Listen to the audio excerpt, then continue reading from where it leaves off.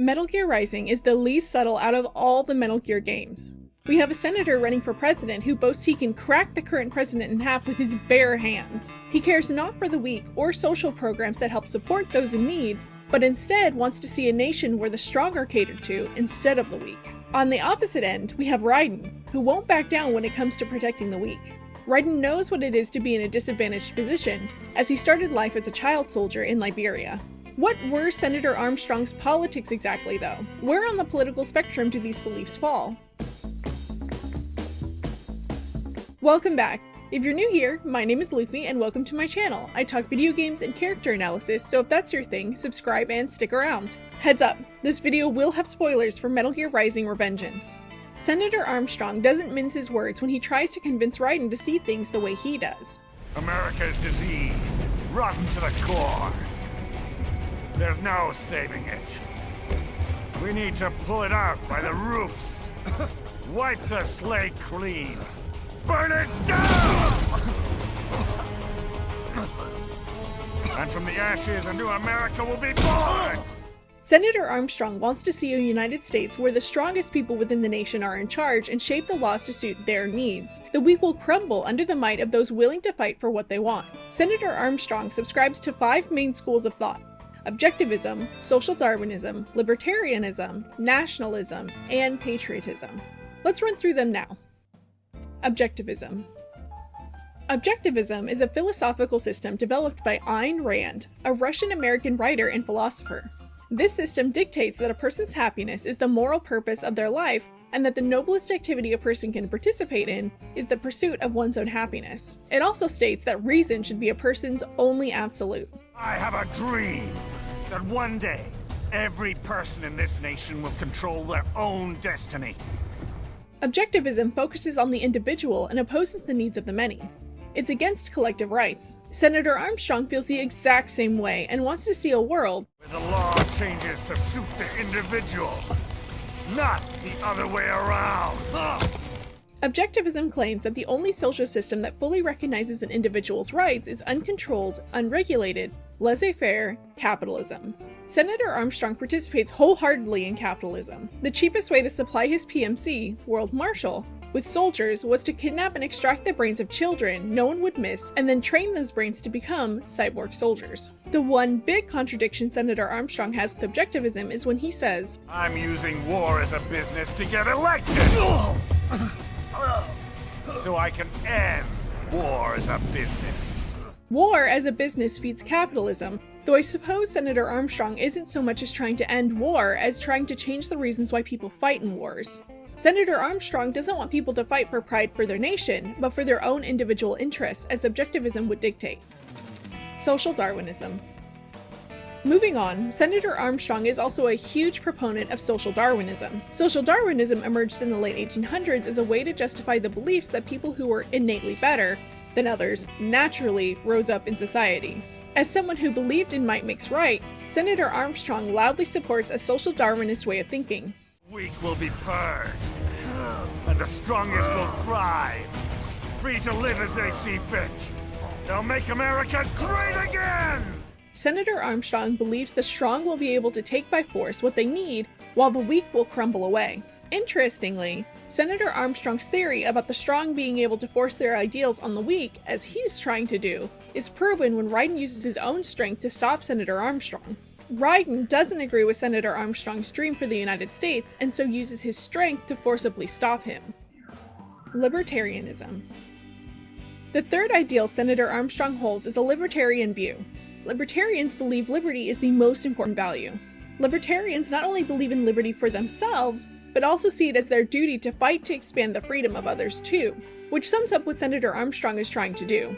Senator Armstrong views the current state of the United States as an oppressive one, with the strengths of the strong being leached away by the weak through social programs. All these little lawyers and chicken bureaucrats! Senator Armstrong wants everyone to have the liberty to make choices about their own life and property.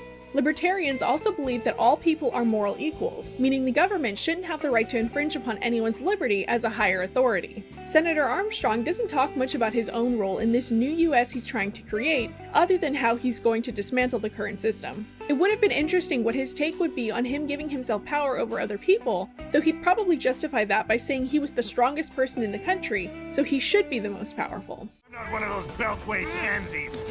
I could break the president in two with my bare hands!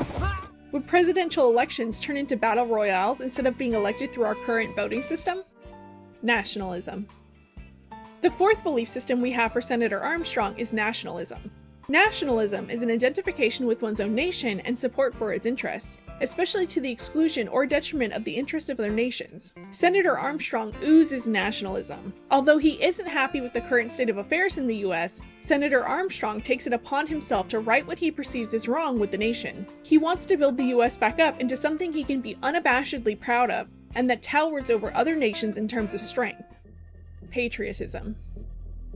Along with nationalism, Senator Armstrong is also very patriotic. Patriotism is a devotion to and vigorous support for one's country. Almost everything Senator Armstrong has done has been in support of the US. Starting in high school, Senator Armstrong enrolled in the JROTC program, which is the Junior Reserve Officers Training Course. After he graduated, he joined the Navy. Once he'd served his time, he moved on to run for and be elected Colorado's state senator. He then went on to run for president. Senator Armstrong structured his life around how he could serve the United States, with ever-growing goals on how to better do that as he got older. Unfortunately, this accumulated in Senator Armstrong striving to overthrow the US's current systems in favor of pitting its citizens against one another so that only the strong can thrive. Senator Armstrong's beliefs aren't the first time we see these ideologies.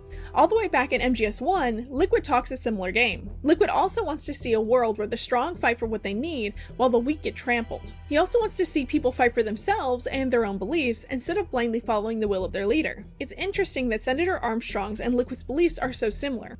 I don't know if this was done on purpose, but Raiden was trained up to be a Solid Snake replacement all the way back in MGS2. Solid Snake fighting against Liquid, who believed in a dog-eat-dog world, and then Raiden fighting Senator Armstrong, who believed in much the same, mirrors their situations in a really poetic way. Raiden really can never escape from what he was originally slated to be, a snake replacement. The big plot twist of MGR is that Senator Armstrong's beliefs were proven through Raiden. Raiden tells Senator Armstrong that he doesn't know what it's like to be weak and poor. Raiden was born into the most unfortunate circumstances as he lost his parents when he was just 6 years old, and then was kidnapped and forced to fight as a child soldier in the Liberian Civil War. Raiden had to fight and claw his way through life to survive, yet despite it all, he's still driven to protect the weak. To Senator Armstrong, though, Raiden is a perfect example of the world he's envisioning. But you did survive!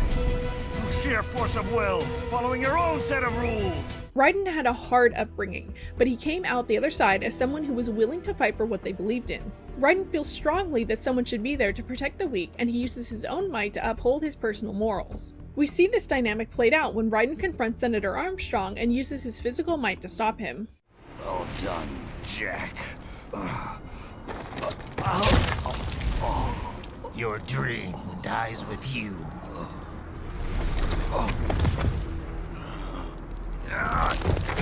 Oh, maybe not. You've guaranteed the status quo will go on. For a while longer, at least. Senator Armstrong talks all about how he's going to make a nation where the strong get to shape the rules to suit them, but his opposition turns out to be someone who's stronger than him. Raiden doesn't want to see a world like the one Senator Armstrong wants to form, and so he uses his own might to end him and his dreams. Deep inside, we're kindred spirits. You and I. So, in a way, Raiden proves that this world is run by those with the power to enforce their own beliefs. It makes for kind of a weird ending for MGR. Senator Armstrong measures a person's worth on their strength and willingness to fight for what they believe in. Even after Raiden destroys Senator Armstrong's Metal Gear and the two have been locked in combat, Senator Armstrong still wants to get Raiden on his side. When it seems like Raiden is starting to see things Senator Armstrong's way, Senator Armstrong seems excited that Raiden is finally understanding. Am I finally getting through? He brushes Raiden off and shakes his hand. Although their conflict couldn't end there, and Raiden rips the senator's heart out to end him, Senator Armstrong's memes live on through Raiden. Raiden proved Senator Armstrong's point that might makes right, and goes on to continue to use his strength to oppose those who would take advantage of the weak. What did you think of Senator Armstrong? Where do you think they'd take Raiden's story if they made MGR 2? Let me know in the comments. Thank you so much for making it to the end of today's video. If you liked it, please like, subscribe, and turn notifications on. It really helps me out. If you need more MGS content, check out my Patreon. I upload articles I write on upcoming videos or just thought pieces on MGS in general. Or join us in Discord. We're always talking about MGS. More importantly than that though, please take care of yourself and I'll catch y'all on the next one. Thank you.